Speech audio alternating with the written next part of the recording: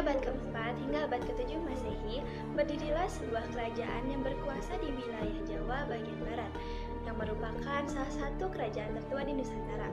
Kerajaan itu bernama Kerajaan Tarumanagara yang didirikan oleh Raja Dijayaguru Jaya Singawarman. Kerajaan Tarumanagara terletak di tepi Sungai Citarum yang letaknya berada di wilayah Bekasi, Jawa Barat. Diceritakan, Raja Jaya Singawarman memberikan mandat kepada putranya untuk menggantikannya sebagai seorang raja. Apa ya? Wahai putra, ada yang ingin saya sampaikan padamu. Ini menyangkut masa depan kalian. Apakah serangan itu ada yang benar? Apa yang ingin kau sampaikan padaku? Seperti yang kau ketahui, dua ayat tak semudah itu. Sudah semakin sejak dan sudah sepantasnya yang percaya kau sebagai pemimpin kerajaan ini. Sediakah kau putra? Aku bersedia. Apakah kau bersungguh-sungguh dengan kehalalan wahai putra? Aku bersungguh-sungguh, ayah. Aku akan menjadi raja seperti ayah, bahkan lebih baik dari ayah. Baiklah, ayah pegang janji. Beberapa tahun berselang, Raja Jaya Singawarman meninggal dunia dan dipusarakan di tepi Kali Dumati. Kesedihan yang penuh tanggung jawab pun terlihat di wajah Darmaya Warman, putra dari Raja Jaya Singawarman.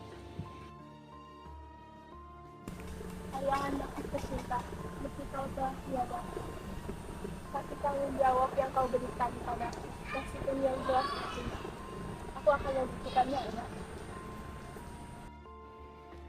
8 tahun memimpin kerajaan, Raja Darmaya Warman pun meninggal dunia. Ia telah membuktikan janjinya untuk menjadi raja seperti ayahnya, bahkan lebih dari ayahnya. Sepeninggalnya Raja Darmaya Warman, kerajaan diambil alihkan pemimpinannya oleh Maharaja Purnawarman yang merupakan raja ketiga Tarumanagara. Di masa pemimpinannya, ia membuat ibu kota kerajaan baru yang terletak lebih dekat ke pantai. Rakyatku, aku tahu kita semua masih berkabut. Kita baru saja kehilangan seorang raja.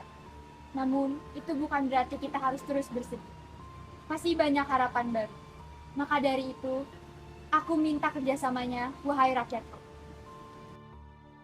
Hidup Raja Purnawarman! Hidup!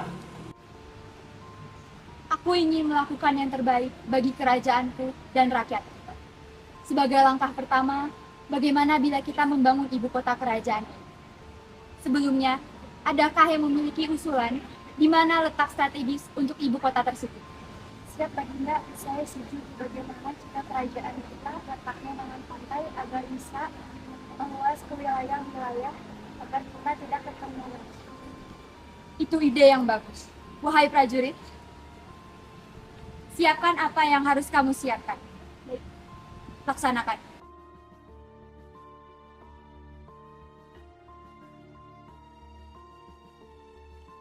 Setelah diperlukan beberapa waktu untuk mencari, akhirnya ditemukan tempat yang cocok seperti apa yang diinginkan para rakyat.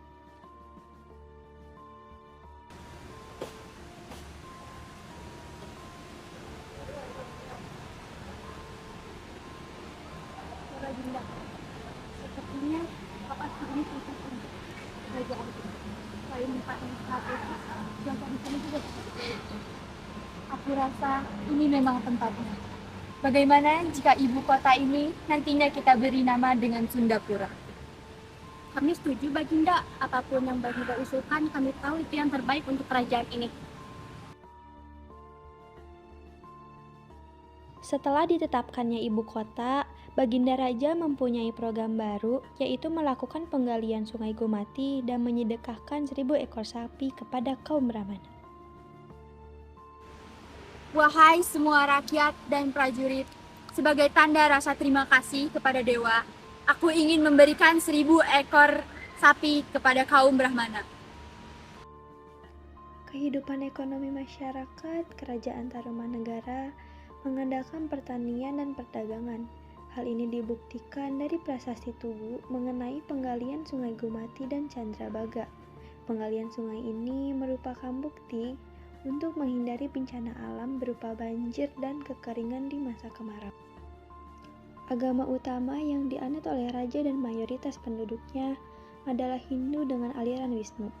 Hal ini dibuktikan dengan penemuan beberapa prasasti yang menggambarkan kebudayaan dan penghormatan terhadap dewanya, seperti yang tertulis dan tergambar dalam prasasti Ciaruten. Setelah melewati masa kejayaan, Tarumanegara akhirnya dihadapkan dengan masa keruntuhan, di mana Dewi Manasih, putri pertama Raja ke-12, yaitu Linggawarman, menikah dengan pendiri Kerajaan Sriwijaya. Ayah hamba, bolehkah aku menikah dengan pria yang aku cintai? Siapakah pria yang kamu cintai itu? Pria itu bernama Tarisbawa, ayah. Hah? Terus bawa? Benar, ayah. Aku sangat mencintai dia. Restui aku dengannya. Aku mohon. Baiklah. Ayah punya satu syarat, mau tidak berkhianat. Baik, ayah. Aku akan meyakininya. Besok akan aku bawa pria yang aku cintai itu ke hadapan ayah. Keesokan harinya,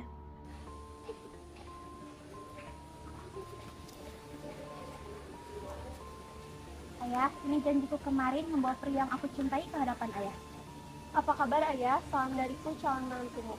Belum juga jadi menantu, udah manggil ayah. Apalagi kalau udah jadi menantu. Ini melatih agar tidak canggung, ayah. Alasan aja kamu, kapan mau ngelamar anak saya? Yang pastinya secepatnya, ayah. Kalau besok ngapain lama-lama, ntar anak ayah diambil orang lagi. Baiklah, besok kalian akan menikah. Baik, ayah. setelah keesokan harinya, mereka pun menikah di kediaman Raja Linggawarman. Dan pada suatu ketika, Akhirnya aku mendapatkan apa yang aku mau. Sudah lama berincar semua ini, dan dengan mudahnya aku mendapatkannya. Aku gak nyangka, Mas, ternyata kamu nikahin aku bukan karena cinta, tapi karena mengambil kekuasaan ayahanda. Kamu tega. Cinta, semua ini karena cinta. Gampang banget ya kamu dimanfaatin. Aku melaporkan kelakuanmu kepada ayahanda, Mas. Terserah.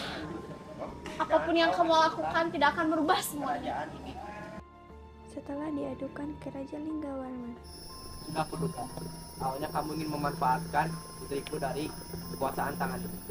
Cuma saja ayah, berkomentar panjang lebar pun kekuasaanku tetap jatuh ke tanganku.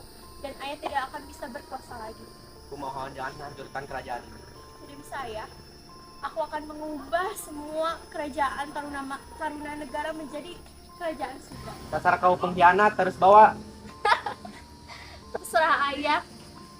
Bersiaplah untuk mengalami keruntuhan, ayah. Sekian dari kami sejarah Kerajaan Tarumanegara. Wassalamualaikum warahmatullahi wabarakatuh.